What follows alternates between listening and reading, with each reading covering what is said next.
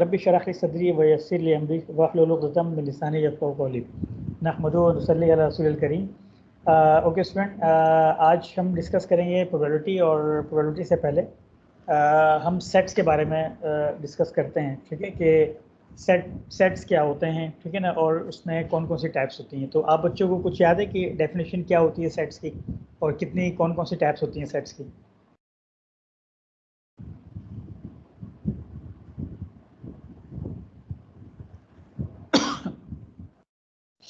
Ji student,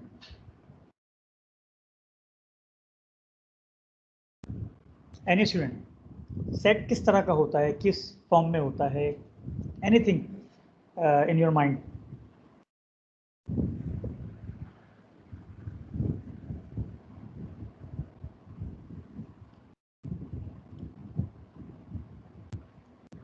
ji student, can you hear me? मेरी आवाज़ आ रही है बच्चों को? जी सर। तो प्लीज़ बताइएगा सेट्स के बारे में आप क्या जानते हैं। सर किसी चीज सर के सेट तो उनसे मतलब वो मैथमेटिक्स में जो पढ़े थे सर, नील और दूसरे एम्प्टी सेल, इनफाइनाइट सेट, वो वाले। जी जी बिल्कुल, उसी की बात हो रही है। सर सेट जो है दो चीजों सर में सेट हम उसको बोलते हैं वन बाय वन। मजमूए को। जी प्लीज, वन बाय वन।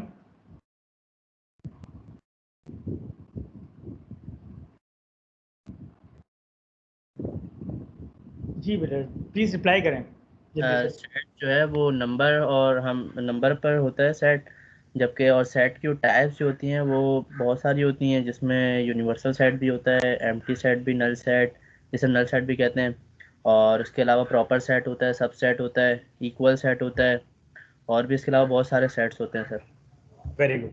ये इनफाइनाइट सेल सेट होता है, फाइनाइट सेट होता है सर। इनफाइनाइट जिसके अंदर मतलब के काउंट ना की जा सके इतने नंबर, फाइनाइट जिसके अंदर काउंट किया जा सके। Very good, yes. ये बेसिकली सेट आपका क्या होता है कि collection of well defined and distinct object होते हैं। यानी कभी भी सेट में आपने ऐसा नहीं देखा होगा, आपने डेफिनेशन डेफिनेटली इसकी पढ़ी होगी कि उसमें कि एलिमेंट रिपीट हो रहा हो, ऐसा कभी नहीं होता। यानी कि आपके पास एक लेट से कि अगर इस तरह से आपके पास कंडीशन है, ठीक है, कि जिसमें, और हमेशा कर्ली ब्रैकेट में एलिमेंट्स को रिप्रेजेंट करते हैं, ठीक है, 1 है, 2 है, ठीक है, और फिर 2 आ जाए आपके पास, तो आप इसको सेट नहीं कह सकते, ठीक है ना, क्योंकि उसकी डेफिनेशन ये कि collection of well defined and distinct object, ठीक है ना। ये चीज़ें आपने डेफिनेटली पढ़ी होंगी।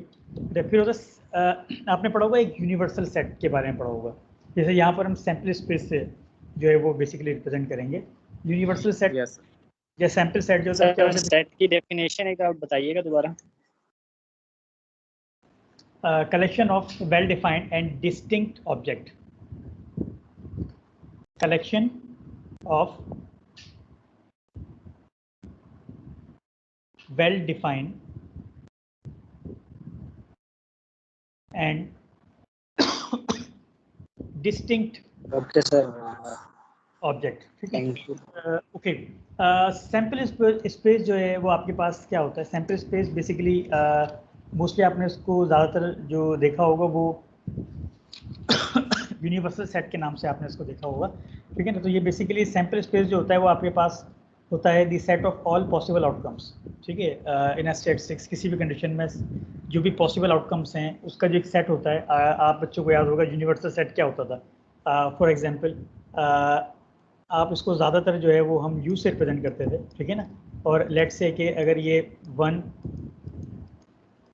ठीक है ना, ये आपके पास 1 से लेके 10 तक सेट ऑफ नेचुरल नंबर है अप टू 10, ठीक है। जैसे आप बच्चों ने टाइप्स बताई हैं, तो ये यूनिवर्सल सेट हो सकता है, ठीक है ना। और इसके इसी से अगर आप 2 और सेट्स को अगर आप डिफाइन करें, तो ये आपके पास लेट्स से कि एक सेट है ए जिसके एलिमेंट्स जो हैं वो ऑड नंबर्स हैं, ऑड नंबर्स हैं, ठीक है, ये आपके पास है। दूसरा आप सेट डिफाइन कर सकते हैं, ठीक है, बी जिसके एलिमेंट्स जो होंगे वो इवन हो जाएंगे, ठीक है। तो ये बेसिकली ए और बी जो हैं both are subsets of U ठीक है ना। यानी अगर आप ये सबसेट का आप बच्चे समझते होंगे, बड़े मीनिंग ऑफ सबसेट याद है किसी बच्चे को? सर किसी भी दो सेट का लें तो गलत नहीं होगा, मर्ज कर लें दोनों सेट को आपस में, वो सबसेट होगा अगर मर्ज कर लें। सर इसका अगर यूनिवर्सल सेट अगर मर्ज कर लेंगे तो सबसेट ही कहलाएगा ना सर? नहीं, सबसेट का मतलब ये होता है मर्ज करने से तो सर ये तो यूनिवर्सल सेट के मतलब कि वो पार्ट जिसको बोलते हैं वो, देखें मतलब इनको आप कंबाइन करेंगे तो आपके पास यूनिवर्सल सेट ही आ जाएगा दोबारा। देखें कंबाइन करने से तो वो एक अलग केस है। मैं अभी आपसे जो पूछ रहा था वो सबसेट के बारे में पूछ रहा था। सबसेट्स का मतलब ये है कि अगर हम कह रहे हैं कि A is a subset of U या यूनिवर्सल सेट, तो इसका मतलब ये है why we are calling it because कि all the elements of set A, ठीक है, also the elements of set U, ठीक है ना। यानी जितने भी एलिमेंट्स हैं सेट A के वो सारे के सारे प्रेजेंट हैं यूनिवर्सल सेट के अंदर।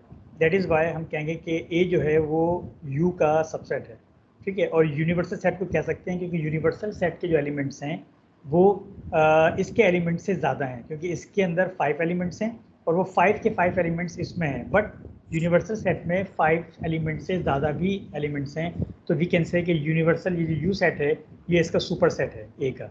सिमिलरली वी कैन सी कि जो बी है, बी के सारे एलिमेंट्स जो हैं वो प्रेजेंट हैं यूनिवर्सल सेट के अंदर, तो इट मीन्स के बी भी जो है आपका क्या हो गया, वो यू का सबसेट हो गया, ठीक है। अच्छा, अगर कोई एक एलिमेंट भी जो है वो सेम ना हो तो इसका मतलब ये होगा कि वो उसका फिर सबसेट नहीं बनेगा, ठीक है। यानी जैसे कि मैं अगर यहाँ पे एक और सेट हम यहाँ बना लेते हैं, ठीक है, और उसमें हम एक और बना लेते हैं कि 1 2 3, ठीक है।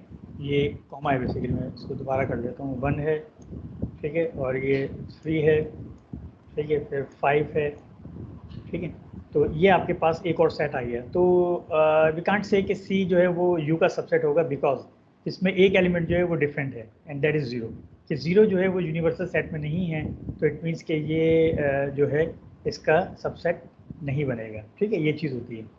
तो सबसेट के लिए जो कंडीशन होती है वो क्या होती है कि जो एलिमेंट्स हैं वो उसके अंदर अगर प्रेजेंट हैं तो वो उसका सबसेट होगा, ठीक है। और ये जो होगा ये इसका क्या होगा, सुपर सेट होगा, ठीक है, क्योंकि इसके एलिमेंट्स जो हैं इससे क्या हैं, ज़्यादा हैं। इसकी प्रैक्टिकल एग्जांपल्स आप इस तरह से देख लें कि आपके कैंपस के अंदर, यूनिवर्सिटी के अंदर डिफरेंट सेमेस्टर्स हैं, उसमें डिफरेंट स्टूडेंट्स हैं, उनके डिफरेंट नेम्स हैं, ठीक है ना। हर एक जो है वो अपनी सेमेस्टर में एक जो है वो बेसिकली क्या है, एक सेट है, ठीक है ना। जैसे आपकी क्लास है सेमेस्टर, सेकेंड सेमेस्टर है, ठीक है ना, TMM। तो ये जो है ये आपके पूरे स्टूडेंट्स जो हैं वो एक पूरा एक सेट है। तो ये सेट जो होगा वो कैंपस, कराची कैंपस जो है वो उसका क्या होगा, कराची कैंपस का वो यूनिवर्सल सेट है। उसके अंदर सारे सेमेस्टर के जो है वो स्टूडेंट्स आ रहे हैं, ठीक है। तो आपकी क्लास का जो सेट होगा वो क्या होगा, कराची कैंपस का जो सेट है उसका सबसेट, ठीक है। और जो यूनिवर्स और जो क्या कहते हैं आपके कराची कैंपस वाला जो सेट होगा पूरा, वो आपका होगा सुपर सेट उसका, आपकी क्लास का, ठीक है। क्लियर हो गया। इसी तरह से आप यूँ भी कर सकते हैं विद इन योर क्लास, ठीक है ना, सेट्स बन सकते हैं। जैसे एक क्लास के अंदर जो है वो बॉयज़ का सेट अलग बन गया, गर्ल्स का सेट अलग बन गया, तो ये 2 सबसेट और हो गए।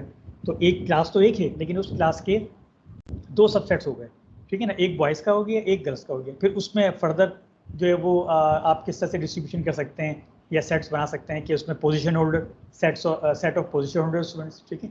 यानी अगर 3 स्टूडेंट्स हैं, लेट्स से कि फर्स्ट सेकंड थर्ड, अगर 3 आपने कैटेगरी बनाई है, पोजीशन होल्डर 3 स्टूडेंट हैं या 4 स्टूडेंट्स हैं, ठीक है, तो उनका आप अलग सेट बना लें, ठीक है ना। तो वो क्या होगा, वो आपकी क्लास का सबसेट होगा। और ऑब्वियसली ये जो है, ये जो कराची कैंपस का सेट है ये उसका भी सबसेट होगा क्योंकि उससे भी तो बिलोंग करता है ना, ठीक है।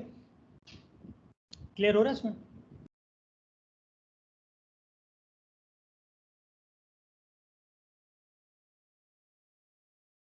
स्टूडेंट क्लियर हो गया ये point? Yes sir. Sir universal set की आपने डेफिनेशन एक बोली थी, वो क्या है? Set of all possible outcomes.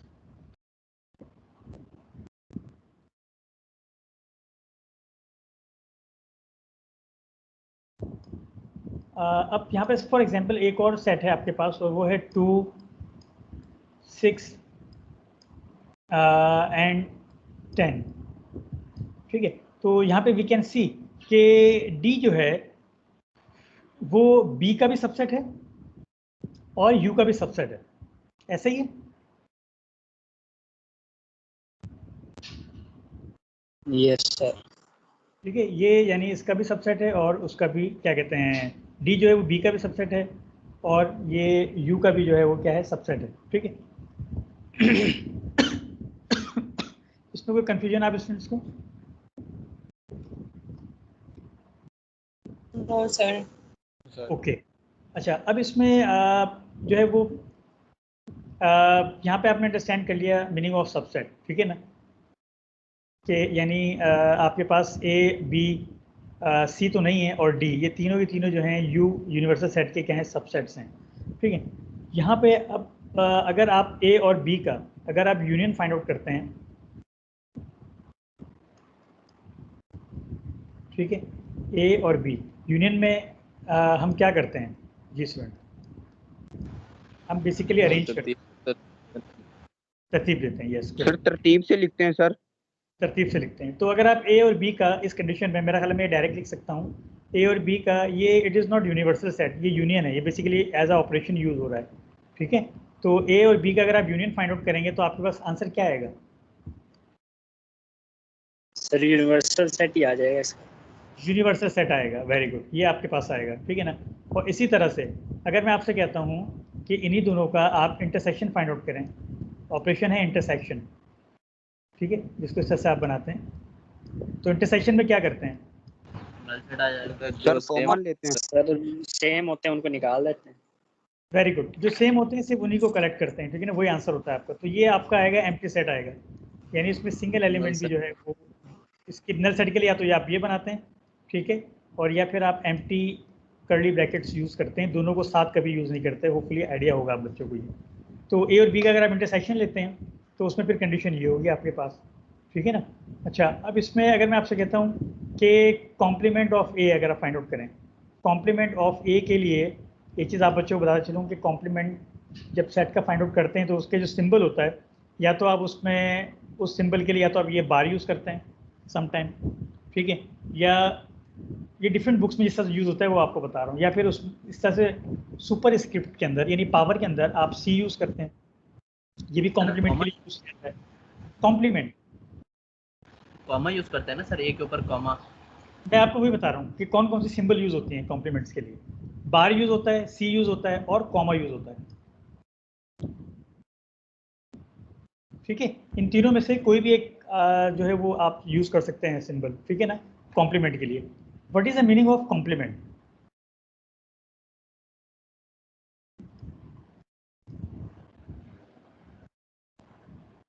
Complement से क्या मतलब है? अगर मैं कहता हूँ ए का कॉम्प्लीमेंट,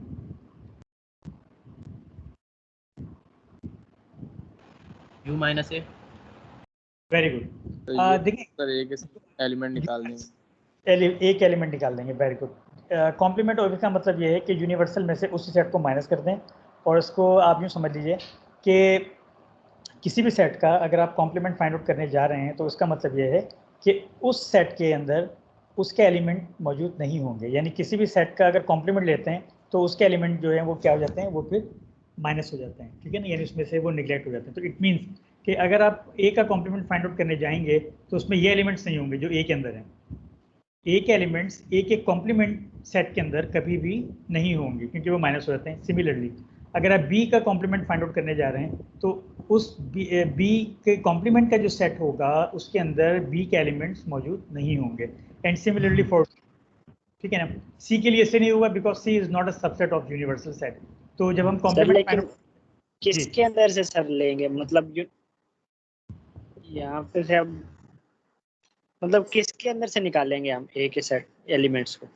इसका भी जैसे एक बच्चे ने भी डिफाइन किया, इसका जो फॉर्मूला होता है ना, इसको वही होता है कि यूनिवर्सल में से आप सबट्रैक्ट करते हैं।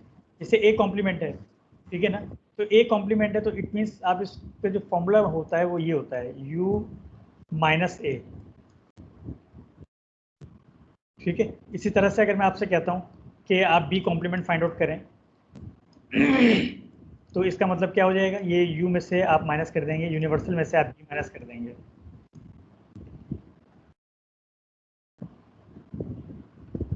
ठीक है, क्लियर है ना। तो अगर आप इसमें से जब u में से a माइनस करेंगे तो डेफिनेटली ये सारे एलिमेंट जब आप इसमें से माइनस करेंगे तो इसका आंसर आपके पास इस कंडीशन के लिए क्या आएगा, b आएगा, b सेट आएगा। एलिमेंट्स क्या होंगे, आप यूनिवर्सल सेट क्या है आपके पास, it is set of natural number up to 10, ठीक है ना। इसके एलिमेंट्स में से आप 1 3 5 7 9 माइनस करेंगे तो you will have 2 4 6 8 and 10 which is b। तो it means we can write it as b, ठीक है ना। इसको ऐसे b लिख सकते हैं, b के इक्वल ही एलिमेंट्स आएंगे ना, इसमें कंफ्यूजन तो नहीं है ना। यानी a का कॉम्प्लीमेंट अगर आप यहाँ फाइंड आउट करते हैं, इस केस में अगर आप u में से a माइनस करते हैं तो इट मीन्स जो आपके पास जो एलिमेंट्स बचते हैं, ठीक है, मैं इसको अगर मे बी कि कुछ सर अगर हम यहाँ पे d का कॉम्प्लीमेंट लेते हैं तो उसमें फिर वो b और a बचेगा, फिर ये b complement is equal to universal minus d, फिर a और b कैसे लिखेंगे? मैं बताता हूँ आपको, ठीक है, क्लियर करता हूँ, तीनों के कॉम्प्लीमेंट्स बता देता हूँ आपको। फिर a के कॉम्प्लीमेंट फाइंड आउट करेंगे तो ये तो आपके पास आएगा 2 4 6 8 एंड 10, ये आपके पास आएगा, ठीक है ना, जो कि b के इक्वल है, वी कैन सी, ठीक है, in the question given condition में ये इसके इक्वल है। इसी तरह से जब हम b का कॉम्प्लीमेंट फाइंड आउट करते हैं, ठीक है ना, तो वो आपके पास आएगा b के एलिमेंट्स हैं 2 4 6 8 10, जब इसको यूनिवर्सल में माइनस करेंगे तो ऑड नंबर्स बच जाएंगे आपके पास, यानी 1 3 5 के बाद फिर आपके पास 7 और 9, ठीक है, which is equal to a, ये तो a के इक्वल है, ठीक है ना। जब आप d का कॉम्प्लीमेंट फाइंड करते हैं, c का नहीं फाइंड आउट कर सकते, ये आपको मैंने बता दिया, क्योंकि ये इसका सबसेट नहीं है यूनिवर्सल सेट का, ठीक है, सबसेट होना ज़रूरी है इसके लिए। तो d का अगर आप कॉम्प्लीमेंट फाइंड करते हैं तो u में से माइनस करेंगे आप d, ठीक है, इज इक्वल टू, अब जब इसको माइनस करेंगे तो आपके पास एलिमेंट्स क्या बचेंगे, d के एलिमेंट्स क्या हैं 2 6 एंड 10, तो ये बचेगा आपके पास 1 आएगा, 3 4 5 7 8, ठीक है, और 9, ये एलिमेंट्स आपके पास आ जाएंगे, ठीक है। और यहाँ पर आपके पास कोई ऐसा सेट नहीं है कि जो इसके इक्वल हो, तो ये आंसर आपके पास यही रहेगा। क्लियर है? Yes sir. सर ये कॉम्प्लीमेंट थोड़ा डिफिकल्ट हो रहा है, जरा दोबारा समझा दीजिएगा। कॉम्प्लीमेंट तो बेटा बहुत इजी है, आप किसी भी सेट के जब कॉम्प्लीमेंट फाइंड आउट करने जाते हैं तो उसको हमेशा हम यूनिवर्सल सेट में से सब्ट्रैक्ट करते हैं, माइनस करते हैं, यूनिवर्सल सेट में से उसको हम क्या करते हैं, सब्ट्रैक्ट कर देते हैं, माइनस करते हैं, ठीक है ना। तो इसका फॉर्मूला क्या होता है, आपके पास जब भी किसी सेट का कॉम्प्लीमेंट फाइंड आउट करने जा रहे हैं तो इट मीन्स आपके पास वहाँ उसका उससे रिलेटेड यूनिवर्सल सेट भी होगा, ठीक है। और वो यूनिवर्सल सेट और इन सेट्स का रिलेशन हम इसको हम जी सर जो d का कॉम्प्लीमेंट हमने लिया है, d का कॉम्प्लीमेंट, इसमें हम अब a प्लस बी लिख सकते हैं इसके आगे, क्योंकि a प्लस बी के इक्वल है। नहीं, प्लस का ऑपरेशन आप सेट्स में अप्लाई नहीं कर सकते, आप माइनस तो कर सकते हैं, आप प्लस का ऑपरेशन अप्लाई नहीं कर सकते, ये आपने सेट्स में पढ़ा होगा, ठीक है ना। ये सेट्स में आपने क्या होगा, प्लस का ऑपरेशन आप उसमें नहीं कर सकते, ठीक है ना। ओके स्टूडेंट्स, तो यहाँ पे आपने कॉम्प्लीमेंट में दोबारा रिपीट कर देता हूँ, यूनिवर्सल में से a माइनस किया, यूनिवर्सल में से आपने b माइनस किया, और यहाँ इसमें माइनस किया आपने d माइनस किया, ठीक है ना। तो एलिमेंट्स माइनस करने के बाद ये एलिमेंट्स आपके पास बच गए, ठीक है ना। जिस सेट को माइनस करते हैं यूनिवर्सल में से, तो other than elements of a आपके पास जो है उसका रिजल्ट आता है, ठीक है ना, और वो आप यहाँ से ऑब्जर्व कर सकते हैं। जब a का कॉम्प्लीमेंट फाइंड कर रहे हैं तो u के एलिमेंट्स में से a को माइनस किया तो ये एलिमेंट्स आ गए, b का कॉम्प्लीमेंट फाइंड कर रहे हैं u में से b को माइनस किया तो ये एलिमेंट्स आपके पास आ गए, सिमिलरली फॉर d, ठीक है ना। सब्ट्रैक्शन का रूल ये होता है कि अगर आपके पास after the sign of subtraction कोई एलिमेंट रह जाता है, फॉर एग्जांपल अगर u में से मैं c को माइनस करता हूँ तो ये c का कॉम्प्लीमेंट तो नहीं बनेगा, वो इसलिए कि इसमें ये एक एलिमेंट जो है आपके पास बच रहा होगा after the sign of subtraction, ठीक है ना। तो ये यहाँ से आपके पास डेफिनेटली ये आपके पास ये माइनस के साइन के साथ बचेगा। और सेकेंडली वेरी इंपॉर्टेंट कि c जो है वो यूनिवर्सल सेट का क्या है, वो उसका सबसेट नहीं है, तो इट मीन्स कि हम कॉम्प्लीमेंट इसका फाइंड आउट नहीं कर सकते, बट वी कैन सब्ट्रैक्ट आप कर सकते हैं, लेकिन वो उसका कॉम्प्लीमेंट नहीं होगा। तो अगर आप इसको उसमें सेपरेट करेंगे तो ये मेरा ख्याल है आप बच्चों को पता होगा कि नेगेटिव साइन के बाद अगर कोई एलिमेंट रह जाते हैं, बच जाते हैं, रिमेनिंग होते हैं, तो वो फिर निगलेक्ट कर देते हैं, ठीक है। उसको जो है वो नेग्लिजिबल होते हैं, ठीक है ना, उसको कंसिडर नहीं करते, ठीक है स्टूडेंट। कॉम्प्लीमेंट सेट क्लियर हो गया आपको। अब इसके बाद ये सिंपल डेफिनेशन थी बेसिकली यूनिवर्सल सेट की और इंटरसेक्शन की। अच्छा, इसके बाद है ओवरलैपिंग एंड डिसजॉइंट, ठीक है ना। What is the meaning of overlapping?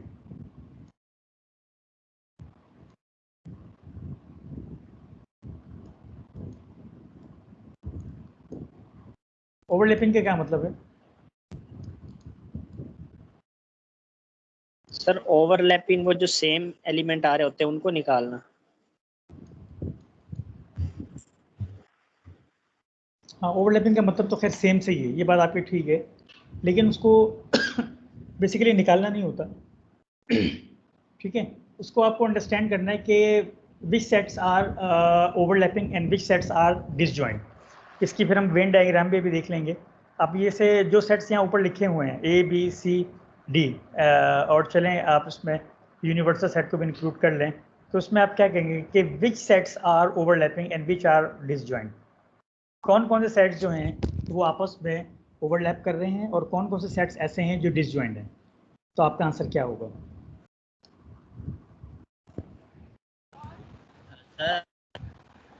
A B और डी ए जो है बी वो तो सर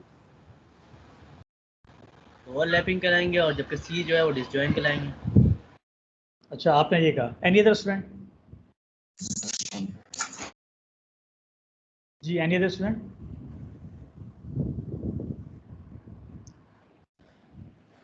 देखिए स्टूडेंट, ओवरलैप और डिसजॉइंट सर में ए बी जो है ओवरलैप तो नहीं हो सकता, ए और बी तो बिल्कुल भी नहीं होगा। डिसजॉइंट होगा ना सर, इसमें सेम तो एलिमेंट है ही नहीं कोई, देखिए मैं कैसे आपको ओवरलैप होगा। एक कंडीशन बता देता हूँ, उसके बाद फिर आप इसको दोबारा ऑब्जर्व कीजिएगा इन सारे सेट्स को। देखिए, आपके पास अगर 2 और मोर देन 2 सेट्स हैं और वो ओवरलैपिंग है, डिसजॉइंट हैं, तो आप इसमें से ये देखेंगे कि अगर आपके पास 2 सेट्स में सिंगल एलिमेंट भी सेम है, सिंगल एलिमेंट भी अगर सेम है, ठीक है ना, तो इसका मतलब ये होगा कि वो ओवरलैप कर रहा है उस सिंगल एलिमेंट से। अगर एक एलिमेंट भी सेम हो तो इट मीन्स कि वो ओवरलैपिंग है, ठीक है। ये फिगर से भी अभी आपको मैं डिस्प्ले कर दूंगा इंशाल्लाह वेन डायग्राम में। और अगर आपके पास सिंगल एलिमेंट भी सेम नहीं हुआ, जैसे ए और बी के अंदर है, ये सेट ऑफ ऑड नंबर्स हैं, ये सेट ऑफ इवन नंबर्स हैं, ठीक है ना, और इन दोनों सेट्स के अंदर सिंगल एलिमेंट भी, एक एलिमेंट भी ऐसा नहीं है कि जो सेम हो, it means they are disjoint. अगर हम इसे यूनिवर्सल सेट से कंपेयर करें तो हाँ, अगर आप यूनिवर्सल से करेंगे ना तो ये सारे के सारे सेट्स जो हैं वो यूनिवर्सल सेट से क्या कर रहे हैं, ओवरलैप कर रहे हैं। ए बी सी डी ये सारे सेट्स यूनिवर्सल सेट यानी यू के साथ तो ओवरलैप कर रहे हैं। अच्छा, अब अगर ओवरलैप करें तो वो अगर आप उसको डिटेल में जब डिफाइन करेंगे तो कैसे करेंगे कि ए जो है वो यू को ओवरलैप कर रहा है, लेकिन कहाँ पे, इन एलिमेंट्स पे। सिमिलरली बी जो है वो ओवरलैप कर रहा है, बी ओवरलैप कर रहा है यू के साथ, यूनिवर्सल के साथ, इन एलिमेंट से। अच्छा, सी कैसे ओवरलैप कर रहा है? सर सी में सिर्फ 0 नहीं, बाकी तो 1 3 5 से ओवरलैप कर रहा है, देखिए होगा शायद जी। सी में क्या होगा? डिसजॉइंट। नहीं, सी में जो है वो ओवरलैप कर रहा है, लेकिन कहाँ से कर रहा है? 1 3 और 5। 1 3 5 से सर, 1 3 5 से ओवरलैप कर रहा है, ठीक है, इन 3 से ओवरलैप कर रहा है। ओके, अब इसमें डी देखें, डी आपके जो है वो 2 6 और 10 से जो है वो ओवरलैप कर रहा है यूनिवर्सल सेट के साथ, ठीक है। अब आ जाएं ए बी सी डी, इनके आपस में देखते हैं कि ये किस तरह से ओवरलैप या डिसजॉइंट है। ए और बी आपस में क्या है, ओवरलैप है डिसजॉइंट है? डिसजॉइंट है सर, डिसजॉइंट है। अच्छा, ए और सी क्या होंगे? ए और सी ये 1 3 और 5 सर ये ओवरलैप होंगे, ओवरलैप 1 3 5 ओवरलैप कर रहे हैं। अच्छा, ए और डी? नो सर, ये सर डिसजॉइंट है सर, डिसजॉइंट है। अच्छा, बी और सी? डिसजॉइंट ये ओवरलैप करेंगे सर 2 6 10 ओवरलैप सर 2 सी और 6 10 नहीं, ये बी और सी किससे कर रहे हैं? बी और सी के मैंने पूछा था आपसे। बी और सी तो सर डिसजॉइंट है। ठीक है, और बी और डी? ये ओवरलैप करेंगे सर 2 6 10। ठीक है, ये मेरा ख्याल है बाकी स्टूडेंट्स को भी डिस्कशन में पार्टिसिपेट करना चाहिए, सिर्फ 2-3 स्टूडेंट्स ही बोल रहे हैं। ठीक है, ये सेट्स को अंडरस्टैंड करना बहुत ज़रूरी है before we go for the probability. ठीक है ना, उसी कंडीशन पे, क्योंकि वहाँ पे सेट्स ही बन रहे होते हैं। तो अगर यहाँ पे ये कंडीशंस आप अंडरस्टैंड कर लेंगे तो फिर वहाँ इंशाल्लाह प्रॉब्लम नहीं होगी। तो प्रोबेबिलिटी के लिए जो है वो सेट्स को अंडरस्टैंड करना बहुत ज़रूरी है, उनके ऑपरेशंस को। तो होपफुली बाकी स्टूडेंट भी पार्टिसिपेट करेंगे। अच्छा, वेन डायग्राम में देख लेते हैं। ठीक है ना, अब वेन डायग्राम में ओवरलैपिंग और डिफरेंट सेट्स को आप जो है वो कैसे रिप्रेजेंट करते हैं? देखिए, ये आपके पास 2 फिगर्स हैं। ठीक है, ये आपके पास 2 सेट्स हैं बेसिकली। ठीक है ना, एक आपके पास ये ऑब्वियसली यूनिवर्सल सेट है। ठीक है, और ये आपके पास, ठीक है, ये सेट ए है और ये सेट बी है। ठीक है, ओके, वट एवर एलिमेंट्स, ठीक है, in universal set and set A and B, ठीक है ना, जो भी एलिमेंट्स उसके हैं। लेकिन फिगर से आपको क्या आइडिया हो रहा है कि ये जो सेट ए और बी जो हैं ये क्या हैं, डिसजॉइंट हैं या ओवरलैपिंग है?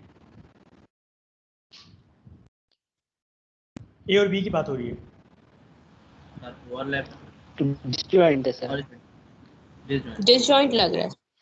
ये डिसजॉइंट है, बिल्कुल डिसजॉइंट है देखें, सर। आप देखें दूर दूर है ना दोनों। ठीक है ना, ओवरलैप की जो कंडीशन होती है उसमें आपके पास क्या होता है? ओवरलैप होगा सर, वो ये दोनों को ऐसे ओवरलैप करेंगे, बीच में ऐसे सेम आ रहा होता है एरिया कुछ। वेरी बिल्कुल सही बता रहे हैं आप। ठीक है ना, ये इसी तरह से होता है कि जैसे ये इस तरह से अगर मैं करूँ लेट से, ठीक है ना, तो ये आपके पास जो है यूनिवर्सल सेट। ठीक है, ये इज ए और ये आपके पास बी है। ठीक है, और ये जो आपके पास ये आपके पास एरिया है। ठीक है ना, ये जो आपके पास शेडेड एरिया है, ठीक है ना, इसको आप देख सकते हैं जी। सर ओवरलैपिंग को हम वो सेट्स की सूरत में कैसे लिखते हैं वो आपने नहीं बताया सर। सेट की सूरत में आप उसमें नहीं लिखेंगे, आप सिर्फ ये डिफाइन करेंगे कि वो ओवरलैप किस पॉइंट से कर रहा है। सेट के फॉर्म में तो नहीं होगा, यानी सिर्फ डायग्राम से शो करना होगा। डायग्राम से शो करना होता है, एग्जैक्टली डायग्राम से शो करना होता है, ये आप डिफाइन उसको। यस, इसकी एक और आप यूँ समझ लें, अगर आप सेट के फॉर्म में इसको लिखना चाह रहे हैं तो वो इस तरह से हो सकता है कि आपको पता है कि जो ओवरलैपिंग होते हैं, ठीक है ना, ये डिसजॉइंट होते हैं। ओवरलैपिंग में आपके पास सिंगल एलिमेंट भी अगर सेम आया तो इट मीन्स ओवरलैपिंग। ठीक है, और अगर सिंगल एलिमेंट एक एलिमेंट भी सेम नहीं है तो इट मीन्स डिसजॉइंट। तो अगर आप 2 सेट्स का आप फाइंड आउट करते हैं इंटरसेक्शन, ठीक है, तो इंटरसेक्शन में अगर आपके पास एम्प्टी सेट आ जाता है, नल सेट आ जाता है, तो इसका मतलब क्या होगा?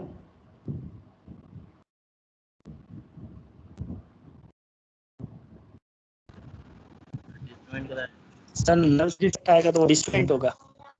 जी हाँ, नल सेट होगा तो डिसजॉइंट होगा, क्योंकि हाँ नहीं, ओवरलैप में ये होगा कि आपके पास उसका कोई ना कोई आंसर आ जाएगा। जैसे अभी हमने यहाँ डिस्कस किया कि अगर ए और बी, ये हमने फाइंड आउट किया था इसका इंटरसेक्शन आप लेंगे तो ये आपके पास आ गया एम्प्टी सेट। ठीक है, एम्प्टी सेट क्यों आया? क्योंकि ए सेट और बी सेट में एक एलिमेंट, सिंगल एलिमेंट भी ऐसा नहीं था जो सेम होता। ठीक है, और अगर आप जो है ए और सी का आप इंटरसेक्शन फाइंड आउट कर लें, ए और सी का, तो फिर आपके पास क्या आंसर आएगा? ए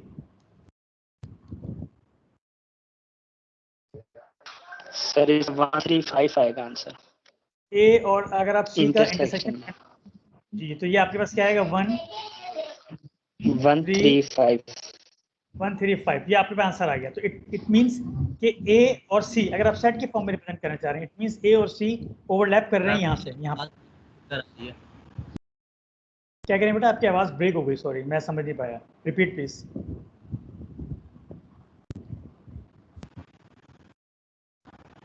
सर मेरा नेटवर्क, सर आपकी आवाज कट रही है। जी बाकी सबको भी कट के आ रही है आवाज़? Yes sir. यस सर, थोड़ी देर ना बाद सर सही मसला आ हो रही रहा है। है। सिग्नल वीक हो रहे होंगे मेरा ख्याल है। यहाँ तो मुझे तो सही आ रही है आप लोगों की आवाज़।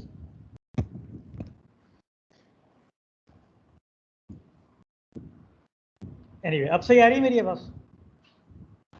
जी सर। जी सर।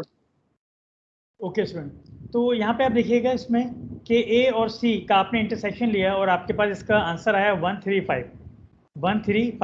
तो इट मीन्स कि ए और सी जो है वो ओवरलैप कर रहे हैं 1, 3 और 5 के ऊपर। ठीक है, तो आप इंटरसेक्शन अप्लाई करके अगर आप सेट के फॉर्म में रिप्रेजेंट करना चाह रहे हैं कि वो ओवरलैप हैं, 2 सेट्स ओवरलैप हैं या डिसजॉइंट हैं, तो आप उनका इंटरसेक्शन ले लें तो आप सेट्स की फॉर्म में उसको रिप्रेजेंट कर सकेंगे कि वो ओवरलैप हैं, डिसजॉइंट हैं। Okay, back to the Venn diagram. ठीक है, अब इसमें आप यहाँ देखें ये जो शेडेड रीजन है, शेडेड रीजन ये रिप्रेजेंट कर रहा है कि इसके कुछ एलिमेंट्स जो हैं वो सेम हैं। ठीक है, और वो जो सेम एलिमेंट्स हैं तो डेफिनेटली वो इस सेम रीजन के अंदर ही आएंगे। ठीक है, अगर मैं आपसे कहता हूँ कि आप सेट ए और बी को इसकी वेन डायग्राम बनाएं तो मेरा ख्याल है इसकी राइट डायग्राम यही होगी। यूनिवर्सल सेट के एलिमेंट्स आ गए, ए के एलिमेंट्स आ गए। ए के एलिमेंट्स क्या थे आपके पास? 1, 3, 5, 7, 9। और बी के एलिमेंट्स क्या थे? 2, 4, 6, 8 और 10। ठीक है, तो ये अलग अलग हैं बिल्कुल। अच्छा, और अगर यहाँ पे हम बात करें तो यहाँ पे चले हम सेट ले लेते हैं, जैसे ऊपर हमने यहाँ पे ए और सी का किया, ए का ले लेते हैं, ए और यहाँ पे सी ले लेते हैं। सी नहीं ले सकते बल्कि सॉरी, क्योंकि वो उसका सबसेट नहीं है। ठीक है, तो हम ले लेते हैं यहाँ पे बी और डी ले लेते हैं। चलें,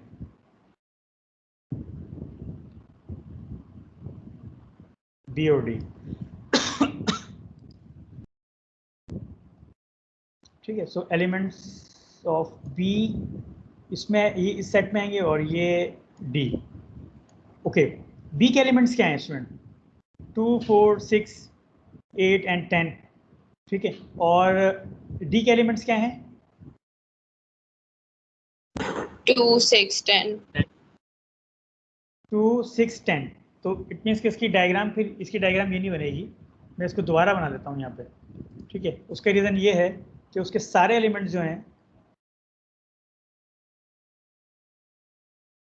उससे बिलोंग कर रहे हैं। सी को ए और सी को ले लेना आप। ए और सी को आप नहीं ले सकते ना, वो यूनिवर्सल सेट से बाहर चला जाएगा। ये भी मैं आपको ड्रॉ करके बताता हूँ वेन डायग्राम में, अगर सी को ड्रॉ करेंगे।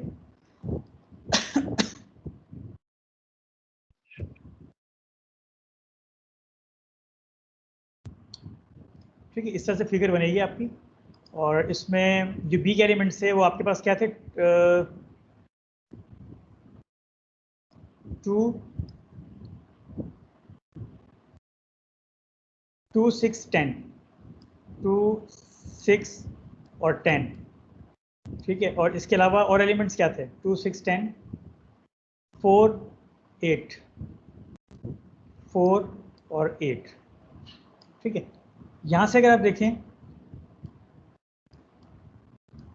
ये पूरा सेट जो है ये बी को रिप्रेजेंट कर रहा है। ठीक है ना, और ये जो है आपके वो ये डी को रिप्रेजेंट कर रहा है।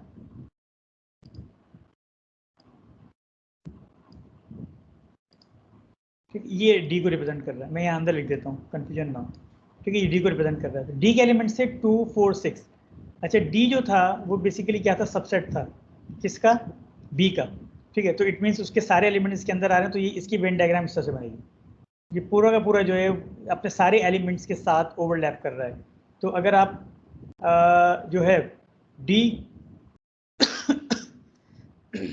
और बी का अगर आप इंटरसेक्शन लेते हैं तो आपके पास रिजल्ट जो है वो 2, 6, 10 आएगा, क्योंकि ये एलिमेंट जो है वो सेम है। ठीक है, इसी तरह अगर मैं ड्रॉ करता हूँ, ये साथ साथ बताते चलूँ वेन डायग्राम में, अगर इस तरह की कंडीशन आ जाए आपके पास कि सेट, ये तो आपके पास यूनिवर्सल सेट है। ठीक है, यूनिवर्सल सेट है। अगर इसमें हम सी को ड्रॉ करते हैं, ये आपके पास सी है, तो वो किस तरह से मैं उसको करूँगा? क्योंकि उसका एक एलिमेंट तो उसके अंदर प्रेजेंट नहीं है। यानी यूनिवर्सल सेट जो है यू के एलिमेंट्स 1 से लेकर 10 तक हैं, set of natural number up to 10। But C set जो है उसमें एक एलिमेंट डिफरेंट है एंड दैट इज 0। तो अगर मैं इसको यहाँ वेन डायग्राम बनाना चाहूँ तो मैं कैसे ड्रॉ करूँगा?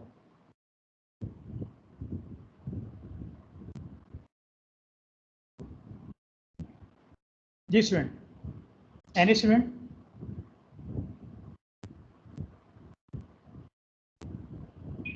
मेरी आवाज आ रही है? यार एक और ही बॉक्स बनेगा साइड पे बन जाएगा। यस सर, क्वेश्चन क्या था? यूनिवर्सल सेट के एलिमेंट्स 1 से लेकर 10 तक हैं। अब मैं अगर वेन डायग्राम ड्रॉ करता हूं और उसमें सी को भी इंक्लूड करता हूं तो इस सी के अंदर 0 है एक एलिमेंट जो कि डिफरेंट है, यू के अंदर नहीं है। तो अब अगर मैं इसको यहाँ पे ड्रॉ करता हूँ तो किस तरह से करूँगा वेन डायग्राम? सी को प्लॉट करना चाह रहा हूँ, सी को। सर इस तरह से नहीं कर सकते हैं कि यूनिवर्सल सेट के कॉर्नर है उससे थोड़ा सा बाहर सर्कल बनाए और एक वैल्यू ताकि उससे बाहर आ जाए यूनिवर्सल सेट से? ये बिल्कुल आपने ठीक कहा, वेरी गुड, ये ऐसे ही होगा। ठीक है, यानी ये हम सी ड्रॉ करेंगे तो वो बिल्कुल इस तरह से बनेगा, like this, it is C. ठीक है, ये आपके पास सी बन गया है। अब इसमें ये जो एक एलिमेंट है ये 0 है जो कि इस सेट से बिलोंग नहीं करता। बाकी एलिमेंट्स जो हैं 1, 3, 5 तो वो डेफिनेटली यू से बिलोंग करते हैं, 1, 3 और 5 तो ये डेफिनेटली इसके अंदर आएंगे। ये क्लियर हो गया सब बच्चों को?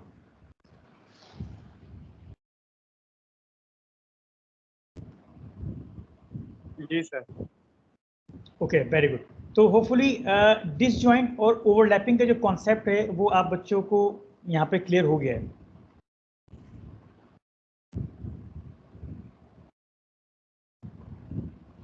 Yes, sir. Okay, very good. अब इसमें कुछ प्रॉपर्टीज़ मैं आपको बताता चलूँ साथ साथ, ठीक है, जो बेसिक प्रॉपर्टीज़ हैं और वो आप बच्चों को याद होनी चाहिए, जिसमें कुछ तो हमने ऊपर देख लिए हैं, ठीक है ना। जैसे एक आपके पास अगर कोई भी सेट है ए, ठीक है, उसका अगर आप इंटरसेक्शन लेते हैं किसके साथ? एम्प्टी सेट के साथ, आंसर क्या आएगा आपका?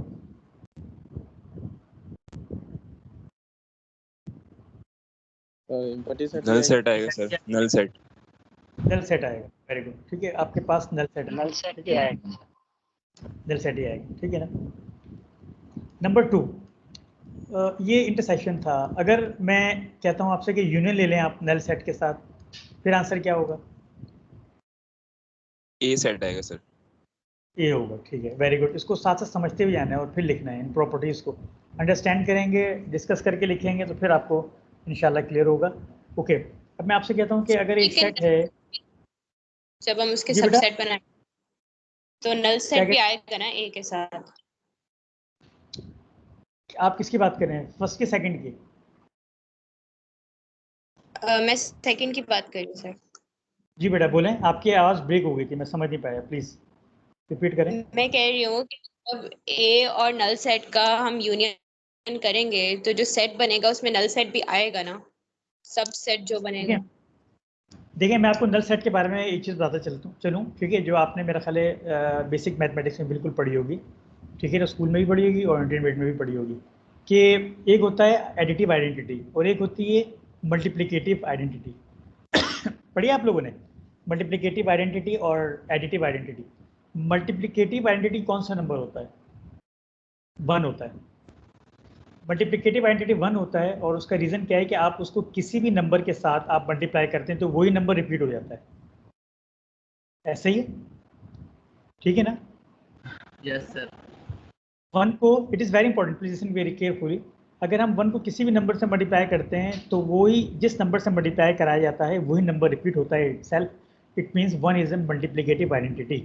अच्छा, एडिटिव आइडेंटिटी क्या होती है? एडिटिव आइडेंटिटी होती है 0, क्योंकि उसको किसी भी, एडिटिव है ना, एडिटिव का मतलब एडिशन, तो अगर आप 0 को किसी भी नंबर के साथ ऐड करते हैं, चाहे राइट से ऐड करें या लेफ्ट से ऐड करें, तो वही नंबर आपके पास रिपीट होता है, ठीक है, उसकी सेहत पे कोई फ़र्क नहीं पड़ता, इट मीन्स कि 0 इज़ दी एडिटिव आइडेंटिटी।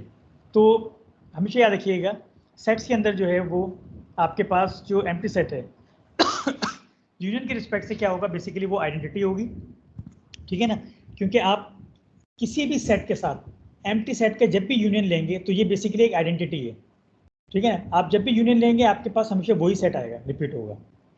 तो यूनियन के रिस्पेक्ट से, ठीक है ना, अब यूनियन ऑपरेशन अप्लाई करते हुए और एम्प्टी सेट के साथ किसी भी सेट का अगर आप एम्प्टी सेट के साथ किसी भी सेट का अगर आप यूनियन फाइंड आउट करते हैं, ठीक है, तो वो एज एन आइडेंटिटी होता है, ठीक है।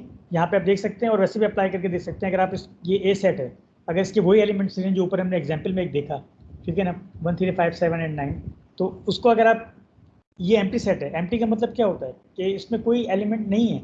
तो अगर आप इसका यूनियन लेते हैं तो यूनियन में क्या होता है कि हम ऑर्डरिंग कर रहे होते हैं सेट्स को, जो 2 या मोर देन 2 सेट्स में एलिमेंट्स होते हैं, तरतीब दे रहे होते हैं, अरेंज कर रहे होते हैं, ठीक है ना।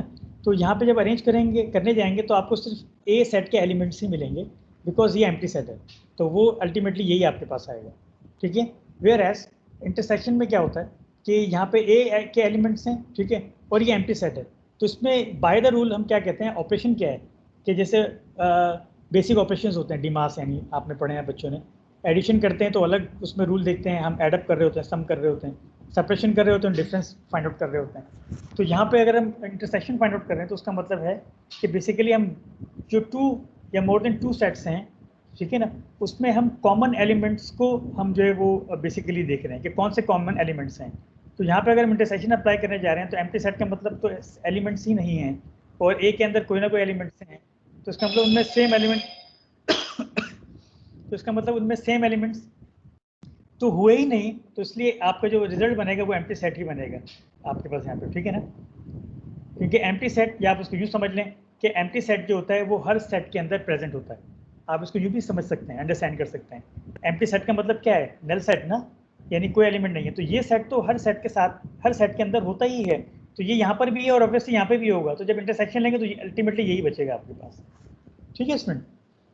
ओके, ए यस एक सेट है आपके पास, देखें ए है, अगर ए का आप इंटरसेक्शन लेते हैं ए सेट के कॉम्प्लीमेंट के साथ तो क्या आंसर आएगा। प्रॉपर्टी यही है, किसी भी सेट का उसके कॉम्प्लीमेंट के साथ अगर आप इंटरसेक्शन लेते हैं, ठीक है। देखिए एक चीज़ आपको अंडरस्टैंड यहाँ पे ये करनी है कि एलिमेंट्स कुछ भी हो सकते हैं, लेकिन अगर आपको ज़्यादा कन्फ्यूजन हो रही है अंडरस्टैंड करने में तो आप ये ऊपर अभी हमने एग्जाम्पल देखी है, आप इसका एक कंसिडर कर सकते हैं इस प्रॉपर्टी को अंडरस्टैंड करने के लिए, ठीक है, कि ये किसके इक्वल होगा, नल सेट आएगा। Very good. एक चीज़ मैंने आपको यहाँ बताई थी कॉम्प्लीमेंट की डेफिनेशन में कि किसी भी सेट का जब कॉम्प्लीमेंट लेते हैं तो उसके कॉम्प्लीमेंट सेट के जो एलिमेंट्स होते हैं वो उससे डिफरेंट होते हैं हमेशा। ये यहाँ पे हमने देखा, ए कॉम्प्लीमेंट सेट जो था उसके एलिमेंट ए से डिफरेंट है, ठीक है ना। बी कॉम्प्लीमेंट जो था, बी कॉम्प्लीमेंट सेट जो था उसके एलिमेंट जो हैं वो बी सेट के एलिमेंट से डिफरेंट थे, ठीक है ना। तो ये हमने ऊपर देखा था। तो by the definition we can say कि यहाँ पे जो भी ए सेट होगा, ठीक है ना, तो और ये इसका जो कॉम्प्लीमेंट निकालेंगे तो डेफिनेटली इन दोनों के एलिमेंट्स डिफरेंट होंगे, इसमें कोई शक नहीं है, ऐसे ही ना बाय द रूल। तो जब दोनों के एलिमेंट, जब दोनों सेट्स एलिमेंट यस डिफरेंट होंगे तो इट मींस इंटरसेक्शन में क्या होगा, आपके पास नल आएगा यानी एम। ये क्लियर हो गया। ओके, फोर्थ प्रॉपर्टी आपके पास है कि ए, ठीक है, और इसका आप यूनियन फाइंड आउट करने जा रहे हैं ए कॉम्प्लीमेंट के साथ। अब क्या होगा,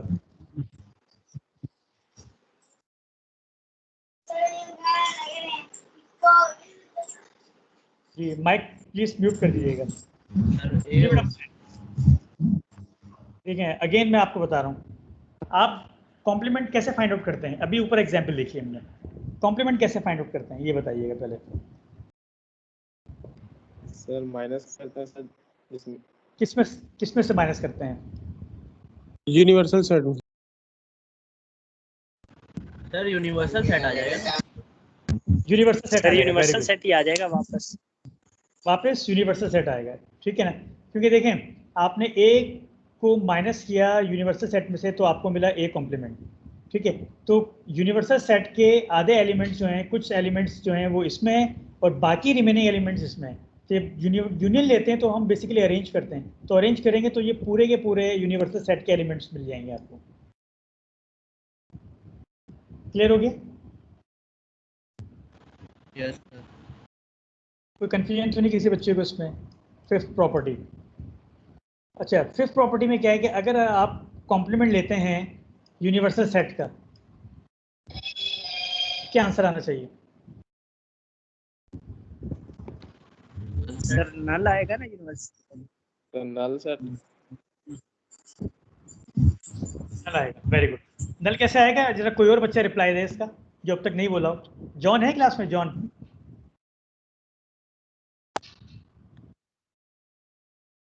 जॉन, हमजा। सर थर्ड वाला दोबारा बताएं, मेरा नेट इशू हो गया था सर। अच्छा, थर्ड में बताता हूँ आपको मैं कि जब आप ए का और ए कॉम्प्लीमेंट का जब इंटरसेक्शन लेंगे तो क्योंकि उन दोनों के एलिमेंट्स टोटली डिफरेंट होते हैं तो आपके पास एम्प्टी सेट आएगा। और जब इनका यूनियन लेंगे तो कुछ एलिमेंट, क्योंकि यूनियन हम लेंगे तो आपको पता है कि ए का कॉम्प्लीमेंट जो आपने सेट फाइंड आउट किया है वो कैसे फाइंड करते हैं कि ए के एलिमेंट्स को यूनिवर्सल में से माइनस करते हैं, ठीक है ना। तो जब कंबाइन करेंगे, यूनियन लेने का क्या मतलब है कि दोनों के एलिमेंट्स को आप क्या कर रहे हैं, अरेंज कर रहे हैं, ठीक है ना। तो कुछ एलिमेंट यूनिवर्सल के जो है वो ए में है और कुछ ए के कॉम्प्लीमेंट में है। तो जब इनको यूनिवर्सल, जब यूनियन लेंगे तो आपको यूनिवर्सल सेट मिलेगा, ठीक है। फिफ्थ प्रॉपर्टी थी कि आप यूनिवर्सल सेट का कॉम्प्लीमेंट फाइंड आउट करने जा रहे हैं तो बाय द रूल क्या होगा कि यू में से यू को माइनस करेंगे तो यहाँ पे आपको एम्प्टी सेट आ जाएगा। एम्प्टी सेट आ जाएगा, ठीक है ना। इसके बाद है सिक्स प्रॉपर्टी। सिक्स प्रॉपर्टी में आपके पास अगर आप एम्प्टी सेट का इंटरसेक्शन फाइंड आउट कर रहे हैं, यस, अब क्या आएगा आपके पास?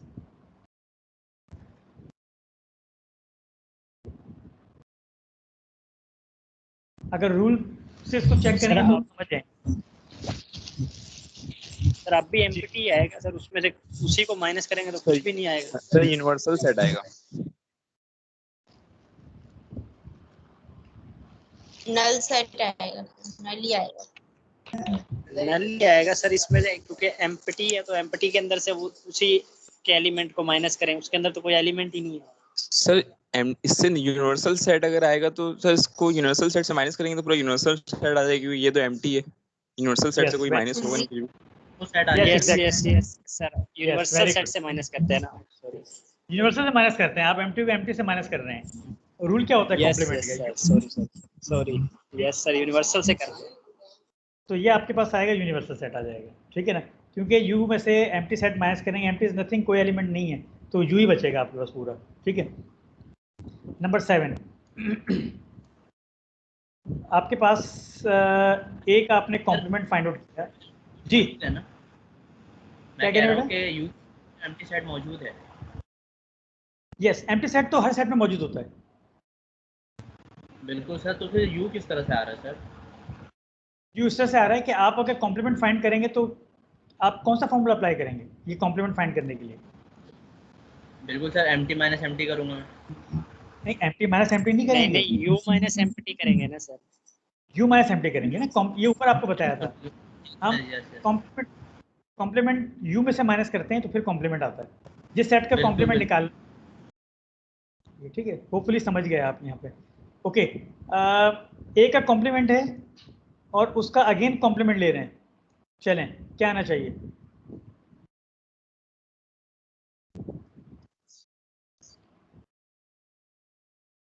सर पहले ए को माइनस करवाएंगे यू से, फिर जो वैल्यू आएगी उसको माइनस करवा देंगे दोबारा यूनिवर्सल से, तो सर ये तो जीरो हो जाएगा मेरे ख्याल से। नो, ए आ जाएगा, ए आ जाएगा सर। नहीं नहीं सर, ए आएगा, ये आ जाएगा सर। एक आप यहाँ कॉम्प्लीमेंट लेंगे हम, एक कॉम्प्लीमेंट लेंगे तो वो एक एलिमेंट बच जाएंगे जी। लिसन, देखिए, आपको अगर कभी भी किसी प्रॉपर्टी को समझने में प्रॉब्लम हो तो आप वहाँ पे कोई ना कोई एग्जाम्पल बना लिया करें और उसको सॉल्व करके देख लिया करें, तो उसका आपको आंसर वहाँ मिलेगा, उससे आप अंडरस्टैंड कर लेंगे। जिसे मैंने आपको यहाँ हमने एग्जाम्पल किए, आपने ए का जो है वो कॉम्प्लीमेंट निकाला तो आपके पास क्या आया था? बी आया था, यानी ये एलिमेंट आए थे, चलें यूँ समझ लें, 2 4 6 8 10 आए थे आपके पास। अब मैं कहता हूँ आपको इसके दोबारा आप इसका कॉम्प्लीमेंट निकालें, ए का दोबारा कॉम्प्लीमेंट निकालें, तो 2 4 6 8 10 10 को आप दोबारा माइनस करेंगे किस में? यू में माइनस करें 2 4 6 8 10 को, तो आपके पास क्या आएगा? 1 3 5 7 9 आ जाएगा ना वापस, 1 3 5 7 9। यस, जो कि एक इक्वल है। क्लियर हो गया? यस। जो कि ए के इक्वल है, ठीक है। तो इट मीन्स कि अगर किसी भी सेट का आप कॉम्प्लीमेंट के बाद अगेन कॉम्प्लीमेंट फाइंड आउट करने जाएंगे तो वो आपको वहाँ पे दोबारा ए ही आ जाएगा, सेट वापस। ठीक है। यहाँ तक क्लियर है सब बच्चों को? Yes sir. ठीक है, जी इसको सर। आप कॉपी कर लें, इसको कॉपी कर लें और इसको एग्जाम्पल के साथ आप सब बच्चों को करना होगा। ठीक है, कोई भी एग्जाम्पल आप अपनी इसमें जो है वो बना लीजिएगा। सर कोई भी नंबर लेके बना ले, कोई भी नंबर लेके।